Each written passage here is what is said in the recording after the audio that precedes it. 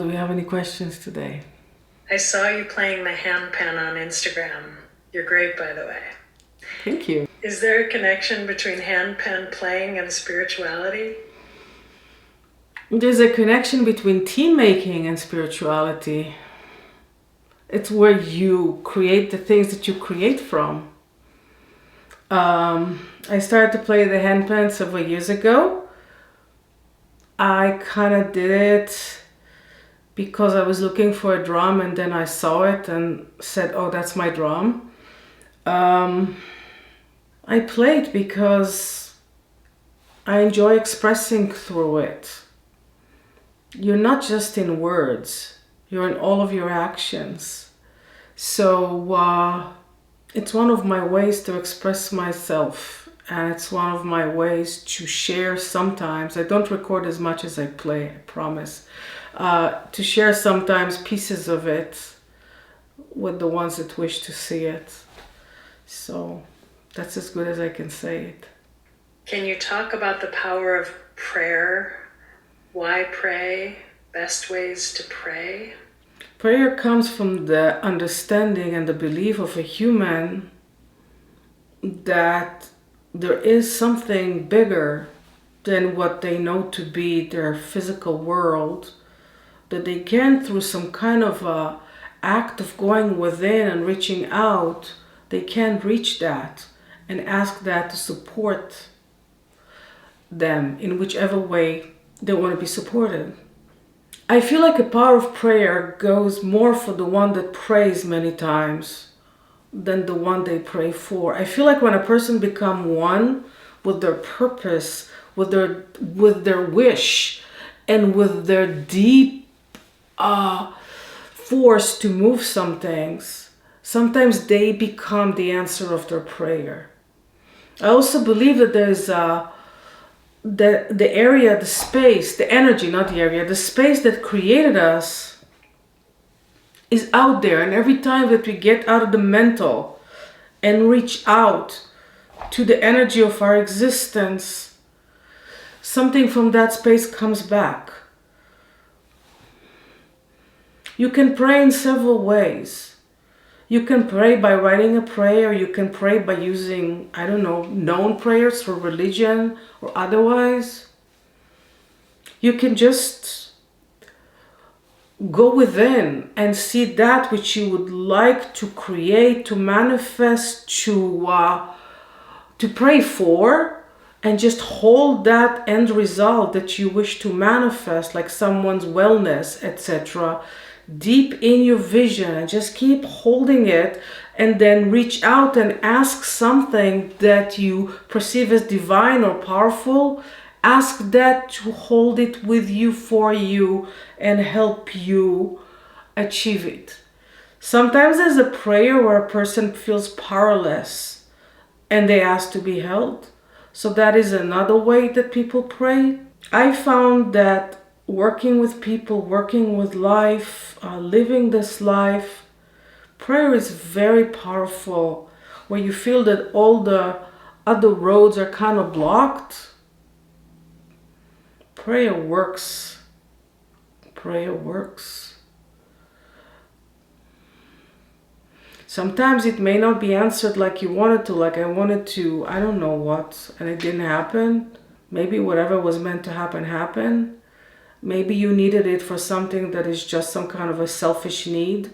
Like I want this person to call me or something like this. People play with signs and signals, and this happened, this is this time and that time. That's not prayer. That's playing with a low vibration and try to control energies in a low level. Prayer is like taking it, putting it on a spaceship and launching it up to ether. So that's what prayer is. Prayer is reaching to the space which have created us and asking for it to come, hold us, assist us, and allow moments that are blocked to open up. I'm going from one relationship to the next, and all of them end tragically for no reason that I can understand. Is it possible that I'm not meant to be in a relationship? How can I figure out my blind spots? Well, tragically is a big word, so I do hope that they just end not very nice, because tragically is like, God forbid, somebody who doesn't know the story. What kind of people do we attract? Sometimes we attract the people that play on the strings of our pain, and sometimes we attract people that are inspiring to us.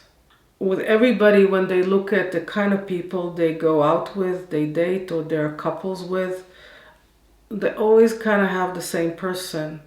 And once they transform something inside them, all of a sudden they start dating different people. That's how you know you transform. All of a sudden you attract a different crowd around you, whether it's a romantic relationship or other relationships as well.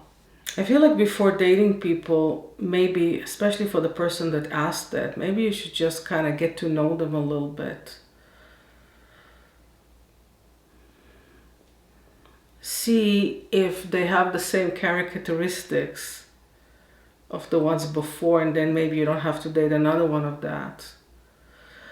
I don't want to give too much dating advice at this point, though I do work very much in relationships and have done for many years. But I do believe that the person that you are with needs to be your best friend.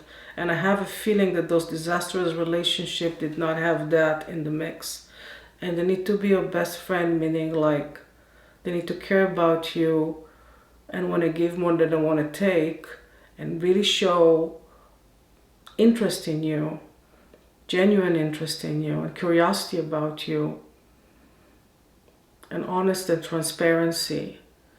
And so if I can say one thing to you, it's like, take it slow. Take it slow. And don't give the title of the next one for at least 3 or 4 months. What you gotta lose? You say they're disastrous anyway. I feel so much anxiety, and I'm not even sure why. I had a rough childhood, etc., but my life is okay now, and I could use some tools to help me calm these anxious feelings I have in my body. First of all, there's an awareness that probably your body's nervous system knows to go to anxious. And so nurturing yourself and finding ways to slow things down need to be a priority, including if you need to go on a spinning bike or run around the block for 5 times until you can actually slow down. And work with the slowing down, this boom, boom, boom, boom, boom, and this agitation. And even if it was a minute or 2 minutes, you take it slow. Do the meditations of floating. And if it doesn't happen, do it with sound. Do it with sound. The sound will make it float even more.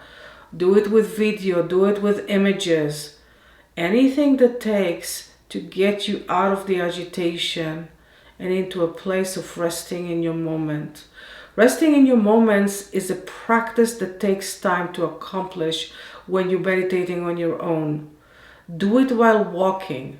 People that feel a lot of agitation do very well in walking meditations because the rhythm of the walking helps. Do it with a drum. Somebody talked about drum. Doing it with a drum where you could just kind of pound and feel the vibration of the pounding and just kind of like let the pounding be the guide. Very monotonous sound can be very calming. So express, find a way to slow down the rhythm. And all kinds of other things like eat well, rest well, and all those kind of other nurturing, pampering things that we need to be in a space of wellness. Thank you so much for joining me this evening and for joining each other. Much love.